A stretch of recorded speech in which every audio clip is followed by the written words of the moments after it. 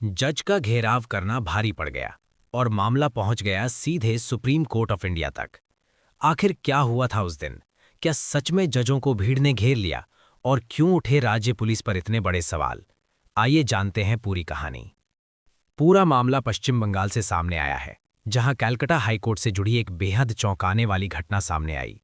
Reports के मुताबिक कुछ लोगों की भीड़ अचानक कोर्ट परिसर के बाहर इकट्ठा हो गई और देखते ही देखते हालात इतने बिगड़ गए कि जजों को ही घेर लिया गया।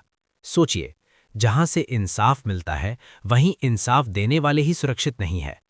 ये घटना सिर्फ एक विरोध प्रदर्शन नहीं थी, बल्कि न्यायपालिका की गरिमा पर सवाल खड़े करने वाली थी। मौके पर मौजूद लोगों के अनुसार भीड़ काफी आक्रामक थी और नारेबाजी कर रही थी। कुछ रिपोर्ट्स में यह भी कहा गया कि जजों को बाहर निकलने में दिक्कत हुई, माहौल पूरी तरह तनावपूर्ण हो गया।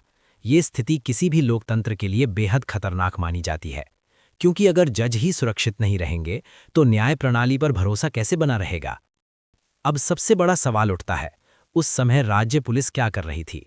सुप्रीम कोर्ट में यह आरोप लगाया गया कि पुलिस समय पर कार्यवाही नहीं कर पाई या फिर उसने गंभीरता नहीं दिखाई।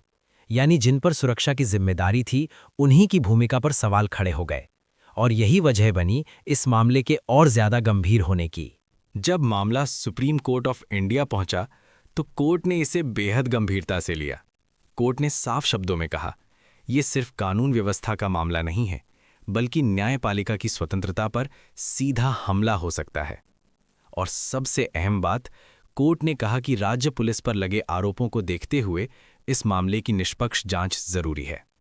इसी के चलते कोर्ट ने बड़ा फैसला लेते हुए जांच नेशनल इन्वेस्टिगेशन एजेंसी को सौंप दी।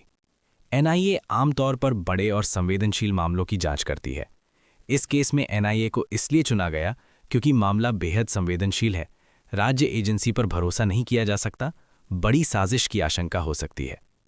इस फैसले का असर सिर्फ एक राज्य तक सीमित नहीं है, ये पूरे देश के लिए एक संदेश है कि जजों की सुरक्षा से कोई समझौता नहीं होगा।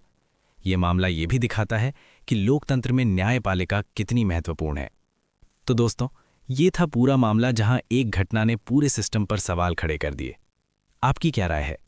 क्या ये सिर्फ लापरवाही थी या कुछ बड़ा खेल? कमेंट करके जरूर बताएं। वीडियो पसंद आए तो लाइक, शेयर और चैनल को सब्सक्राइब करना ना भूलें। धन्यवाद।